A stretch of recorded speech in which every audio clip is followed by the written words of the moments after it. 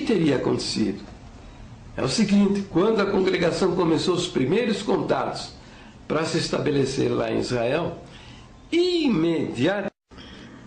imediatamente o Mossad ativou os agentes secretos que estão aqui no nosso país. Esteja seguro. Agentes secretos de Israel estão em várias partes do mundo, por causa do estado da situação de exceção que vive esse país, cuja sobrevivência deve-se à permanente vigilância do seu território, para poder defender-se dos seus inimigos. Então, o Mossad agiu no sentido de acionar os seus agentes para saber quem era a congregação cristã no Brasil, o que quer essa gente aqui no nosso país, o que pensam essa gente, quem são estes homens. Isso, esteja seguro, com certeza aconteceu. Por que eu sei disso? Ora, porque é dessa maneira que funcionam essas coisas. É assim que é feito. Essa é a guerra da informação. Bom, como é que eles vão conhecer a congregação? E o que nós acreditamos, de que maneira nós pensamos, quem são os nossos líderes? É frequentando os nossos cultos. Agora, ele foi lá como judeu, como um espectador, entrou no templo, com o quipá na cabeça. Olha, alguns agentes do Mossad, eles são também rabinos, são sacerdotes, com aquele chapelão, né? E deve ter acontecido, como aconteceu com o judeu Saulo Charabe, na igreja do Bonfim, lá em Curitiba, que foi humilhado em público porque estava com a cabeça coberta. É possível ter ocorrido diálogos semelhantes a este que eu vou simular. O ancião, o diácono, o cooperador se aproximou do agente do Mossad. Evidentemente, vocês estão me entendendo. O agente do Mossad não leva uma placa no peito dizendo: sou fulano de tal, agente do Mossad. Isso é secreto. Está lá no meio do público e o líder da congregação chega ao seu lado e diz: amigo, olha, aqui não permitimos as pessoas permanecerem neste templo com a cabeça coberta. E ele deve ter dito: meu amigo, eu sou judeu. Isso é da minha cultura. O uso dessa cobertura é da minha tradição, da tradição do meu país. É também da minha religião, é da minha fé. Eu acredito que para honrar a Deus, esteja em qualquer lugar que for, eu devo ter a minha cabeça coberta. E ele deve ter ouvido do líder da congregação esta resposta, mais ou menos isso. Bem, se o senhor não quer tirar o chapéu da cabeça, não quer tirar essa cobertura, o senhor se retira do templo, porque aqui nós não permitimos, neste ambiente, um homem com a cabeça coberta. Entendeu? E ele meteu no relatório, mandou lá para o Mossad, lá de Jerusalém. Ora, a princípio, quando analisei estas coisas que ocorreram com a congregação na construção do templo lá em Jerusalém, eu pensei que eventos semelhantes a este que eu estou imaginando aqui precisaria ter ocorrido muitas vezes. Não, mas nada disso. Basta um só evento como esse para resultar em coisas como essa. Você quer saber por quê? Porque eles são muito fanáticos, mas muito mais fanáticos do que nós somos a respeito das nossas crenças. A prova está em que, durante 2000 anos, esta nação viveu sem terra, sem um pedaço de terra para se chamar de seu, de sua pátria, seu lugar, e sobreviveu. 2000 anos espalhados no meio das nações, sendo perseguidos e maltratados. E sobreviveram. Você sabe por quê? Por causa da cultura, por causa da tradição, por causa da religião. Então, basta só um relato desses aí, na mão de um general lá do Mossad, o cara deve ter lido uma coisa dessa e falando assim, eu vou mostrar para essa gente que aqui quem manda somos nós. E foi lá, mandou soldados, com tratores, botou tudo no chão e maltratou todo mundo. Entendeu? Então é isso. Então a congregação fracassou em Israel.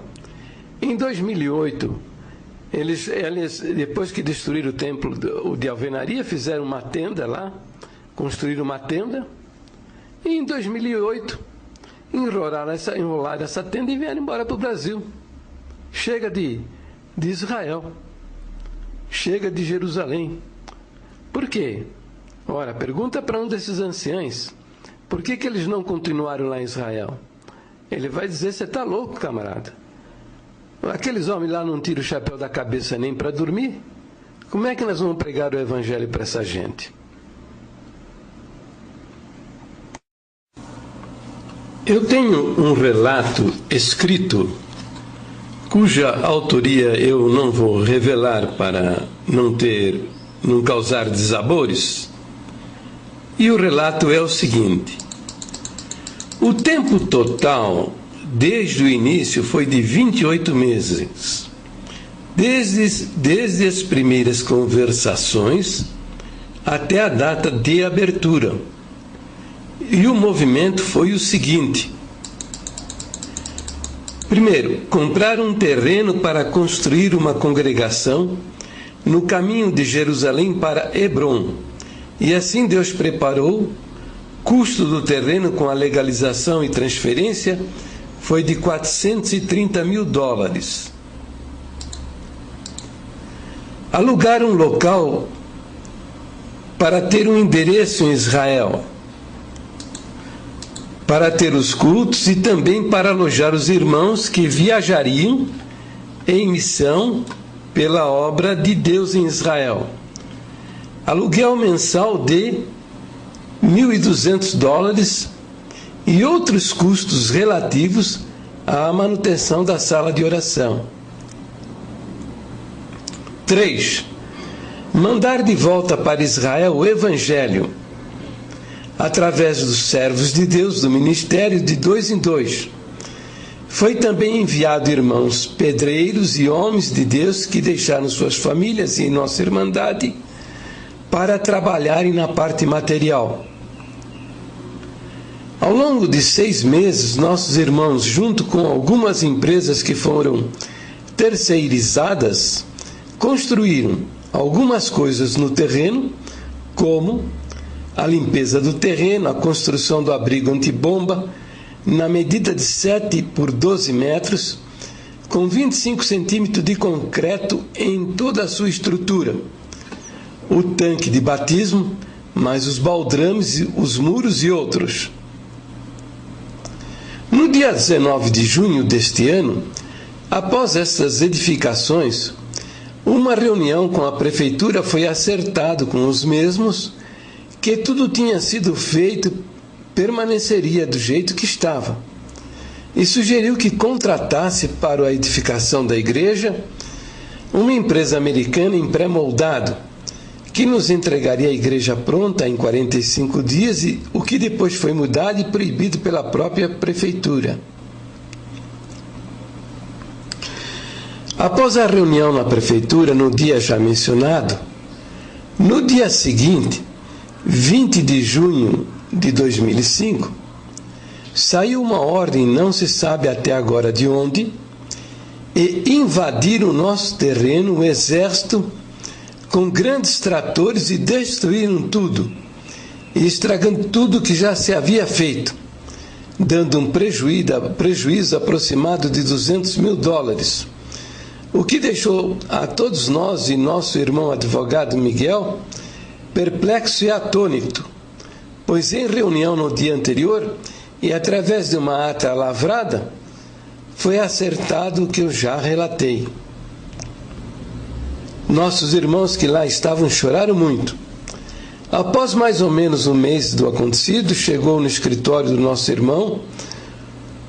O tempo total desde o início foi de 28 meses, desde as primeiras conversações até a data da abertura.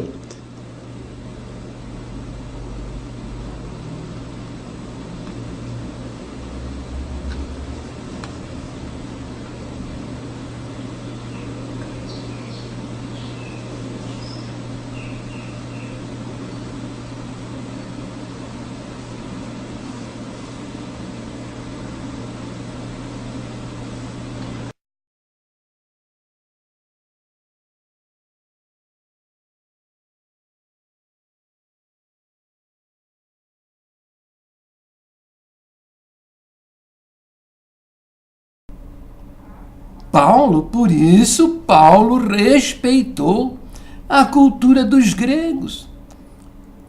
Encontrou a igreja de Corinto dentro de um contexto